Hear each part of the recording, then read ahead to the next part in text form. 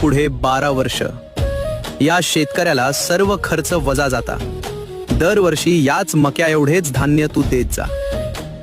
क्षणात हवा स्तब्ध झाली. मामांनी एकही शाप दिला नव्हता, फक्त आज्ञा दिली होती. बकऱ्यांचा तळ पुढे निघून गेला. काळ पुढे सरकला. मामा कदाचित ही घटना विसरलेही असतील, पण पृथ्वी विसरली नाही. 1 वर्ष गेलं. त्या शेतात फक्त 10 किलो धान्य पिकलं. दुसरं वर्ष तेच.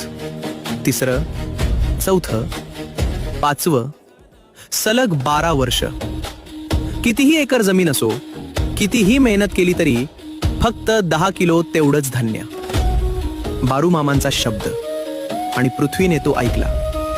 तो सावकार श्रीमंत होता, पण 12 वर्ष त्याला स्वार्थाची किंमत मोजावी लागली. बाळू मामांवर श्रद्धा असेल तर सबस्क्राईब करा आणि कमेंट्समध्ये जय बाळू मामा लिहा.